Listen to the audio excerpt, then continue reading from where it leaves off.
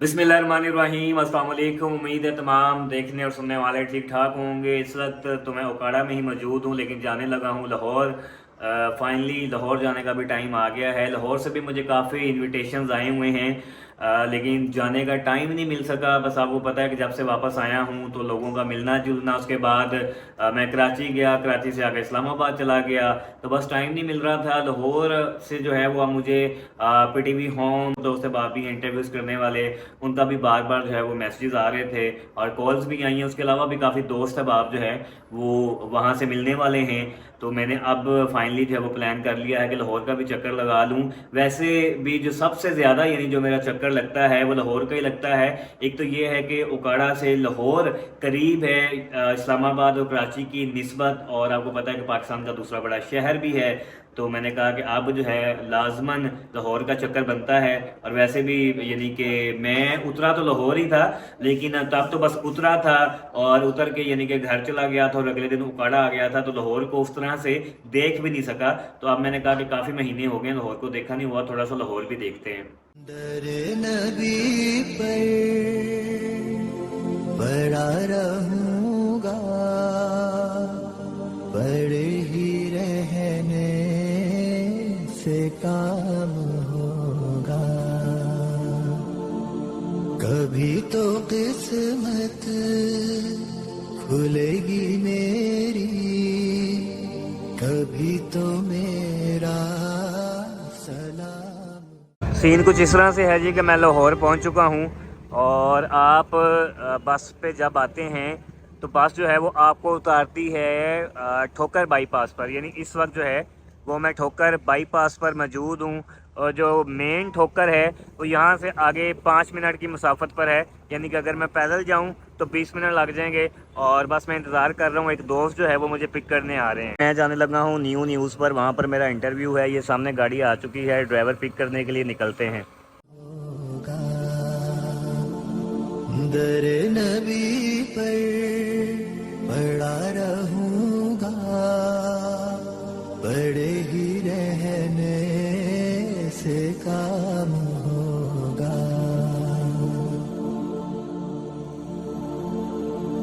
खिलाफ माशूक कुछ हुआ है ना कोई।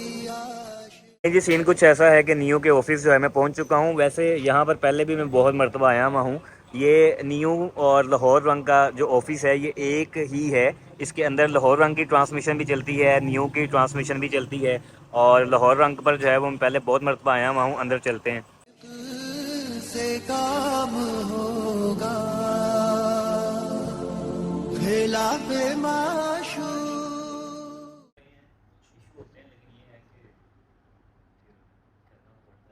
तो यहीं से नाम आपके गए थे या नहीं नहीं, कहाँ से बांधा? टाइप से। अच्छा, टाइप से यहाँ से ठीक है। तो इस तरह से बॉर्डर क्रॉसिंग में कैसे परमिशन थी? वीज़ा वीज़ा था? जी जी वीज़ा। पैदल मतलब इजी है क्रॉस कोई वीज़ा होना चाहिए आपके पास, यानी कि आप लीगल आपके पास चीज़ें सारी हों तो।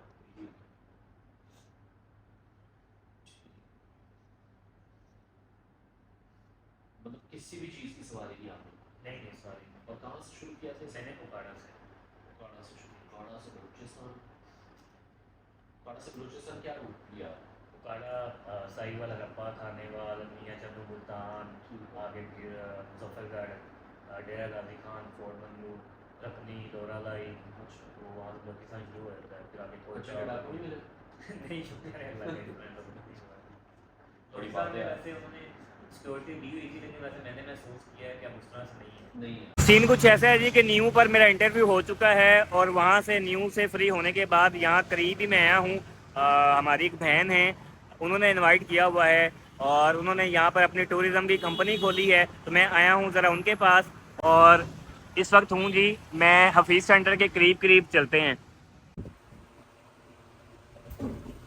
अस्सलाम वालेकुम, क्या हाल है जी? तो आज सीन कुछ ऐसा है कि आज जो है वो मैं जाने लगा हूँ पीटीवी होम पर, जो है वो मॉर्निंग शो में इनवाइटेड हूँ, और सामने जो है जी पीटीवी वालों का कैरियर आ चुका हुआ है पिक करने के लिए। कुछ हुआ है कोई आशिक से काम होगा, खुदा भी होगा उधर ही है दिल, जिधर वो आली मकाम होगा। दर नबी पर पड़ा रहूंगा, पड़े ही रहने से काम। जी तो फाइनली जो है वो मैं पीटीवी की जो बिल्डिंग है वहाँ पहुँच गया हूँ और जो टाइम है प्रोग्राम का वो है 10 बजे का, अभी 20 मिनट रहते हैं। पीटीवी की बिल्डिंग में मैं पहले भी कई मरतबा आया हुआ हूँ, लेकिन पहले मैं वैसे ज़रा चक्कर लगाने आता था, लेकिन आज मैं इंटरव्यू के लिए आया हूँ। ये बिल्डिंग एक ही है, इसके अंदर ही PTV network, PTV news, PTV home, यानी कि पीटीवी के जितने भी चैनल्स हैं वो काम कर रहे होते हैं।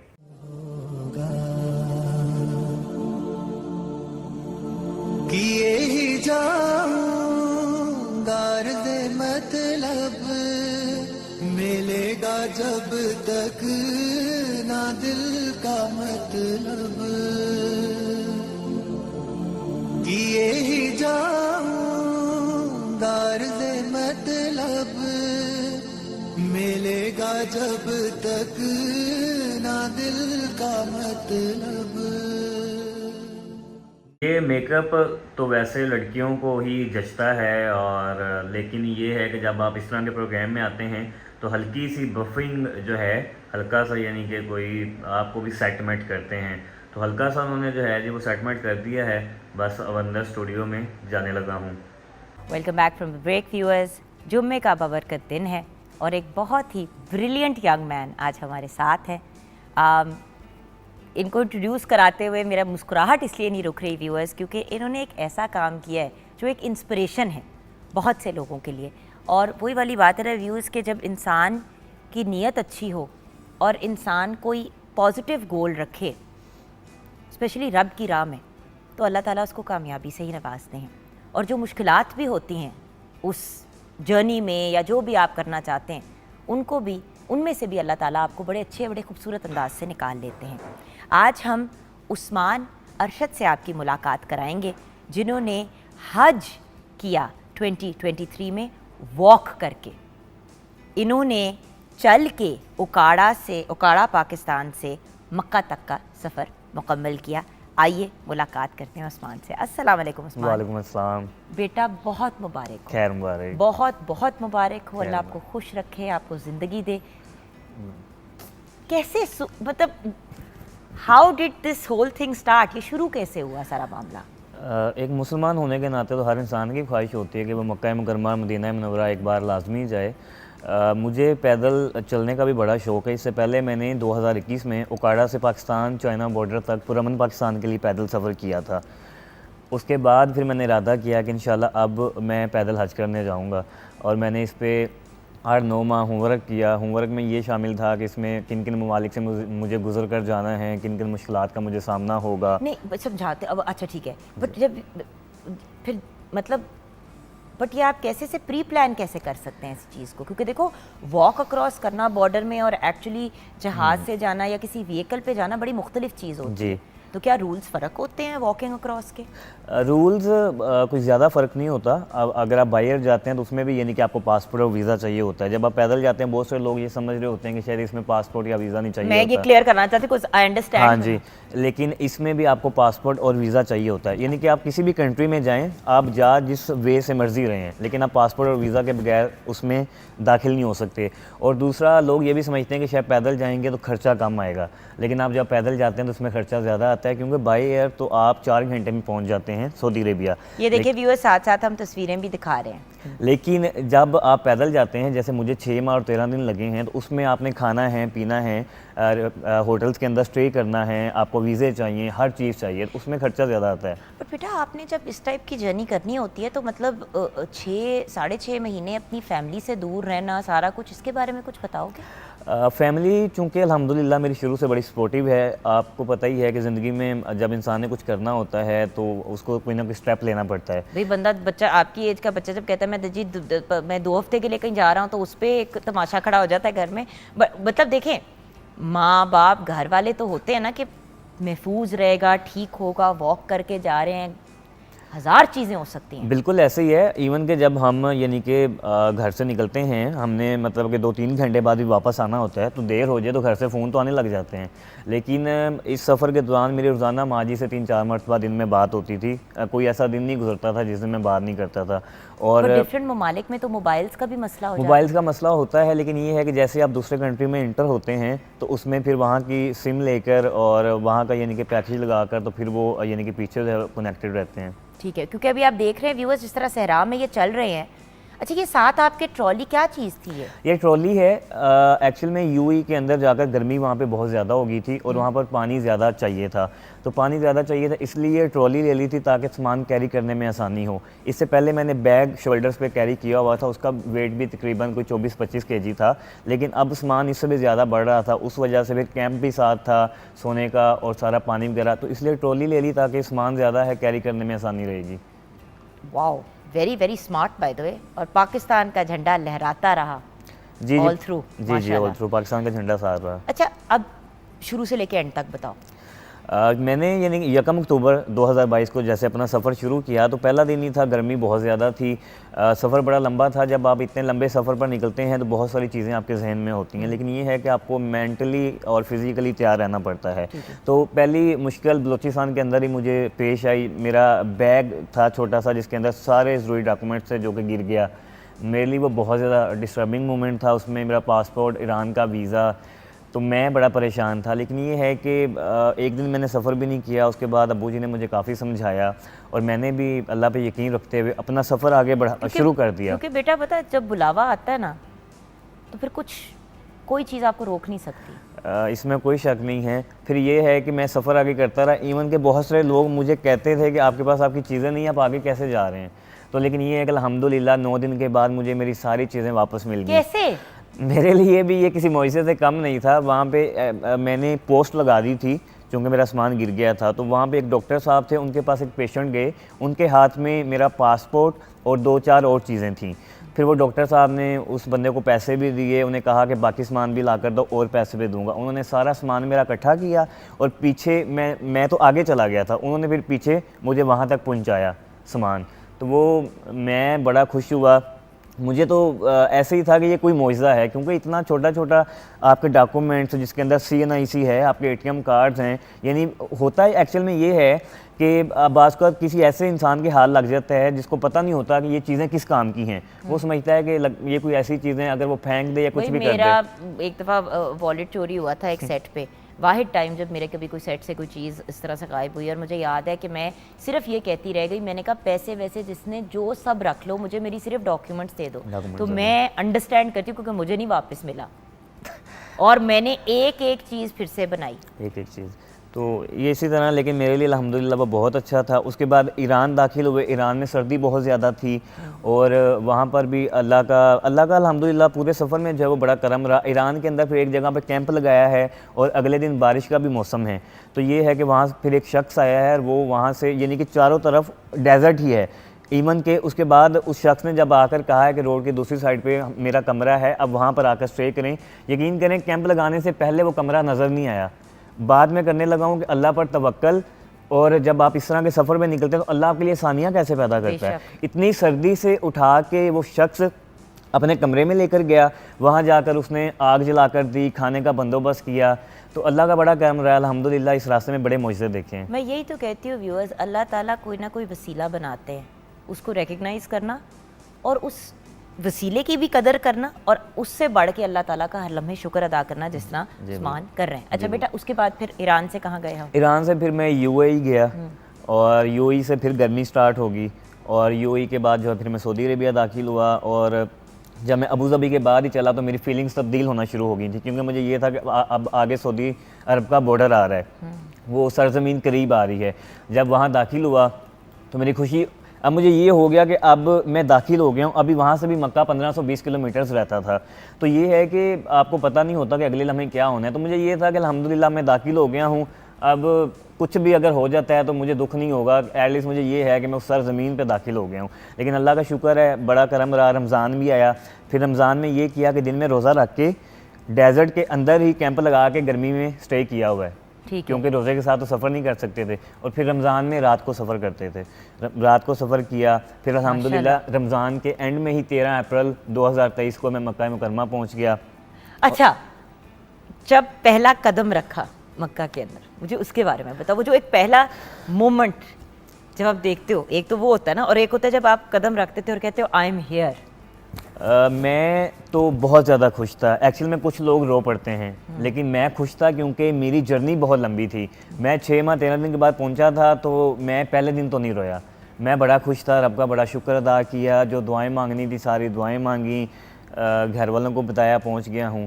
तो मुझे यानी कि मैं खुद भी उस वक्त सोचता था, तो मुझे लगता नहीं था कि मतलब कि इतना चल के मैं आ गया ये हूँ। पहुंच गए हैं और ये तवाफ करें माशाल्लाह। तो अल्हम्दुलिल्लाह रब का बड़ा करम रहा। तो मैं उस वक्त बड़ा खुश था। मतलब आप रोते हैं, आप लाजमी रोते हैं, लेकिन ये लाजमी नहीं है कि आपने जब पहली नज़र पड़ी तब भी रोना है। मतलब आप दूसरी मरतबा गए, तीसरी मरतबा गए, आप देखो, उस वक्त में रो एक पड़ते हैं। क्यूमुलेशन है 6.5 महीने की एक 6 जर्नी महीने की। भाई। एक हफ्ता अगर बंदे को अपनी नॉर्मल रूटीन से ज़्यादा एक्सरसाइज या एक्टिव होना पड़ जाए तो गिट्टे गोडे हिल जाते हैं, खलियाँ पड़ जाती हैं, हालत ख़राब हो जाती है। So this is phenomenal Usman.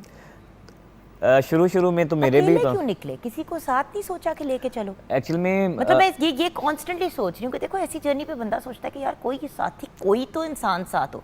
बिल्कुल कलम कले, अल्लाह ना करे तबीयत खराब हो जाए। 100 देखो, एक तो खाना पीना रोटी चावल होता है ना, एक होता है बीमार हो जाओ। जी बिल्कुल। अब बाहर के ममालिक में डॉक्टर को मिलने के लिए जाओ तो कितना महंगा होता है। ऐसे ही है बिल्कुल।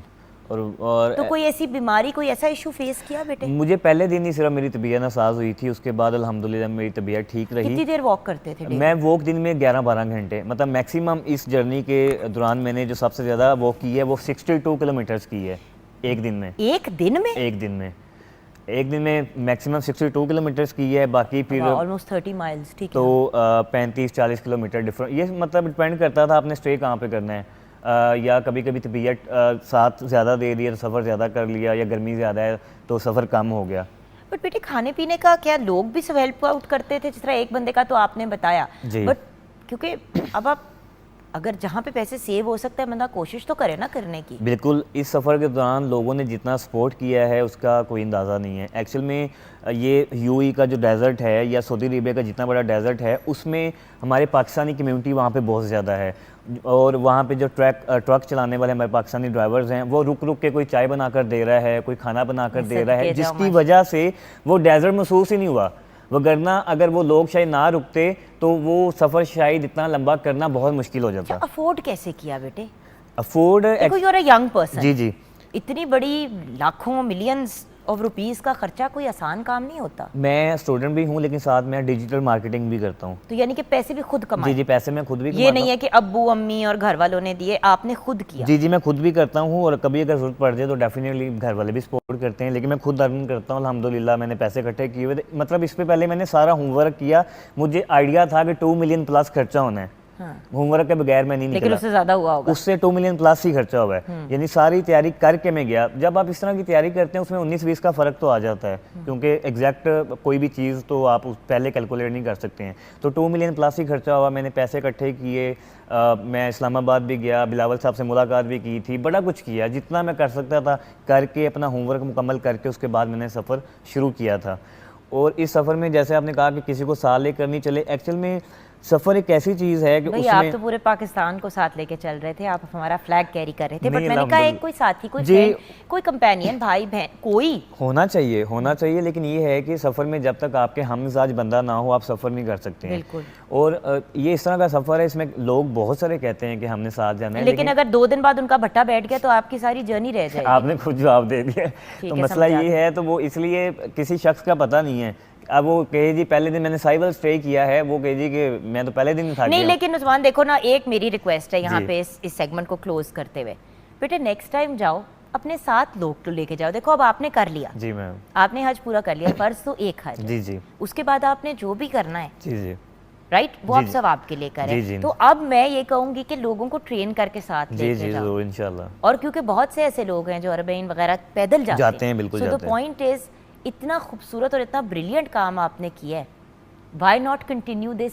लोग इंशाल्लाह लोगों के ज़्यादा लोगों को ले जा इंशाल्लाह। हमारे पाकिस्तान में तो वैसे भी लोग मतलब सारे लोग अकीदत रखते हैं, लेकिन हम पाकिस्तानियों की अकीदत बहुत ज़्यादा है। बिल्कुल। तो इंशाल्लाह मुझे बहुत सारे लोगों ने कहा है, तो अगर किसी ने जाना होगा तो इंशाल्लाह ग्रुप की शक्ल में ज़रूर जाएंगे।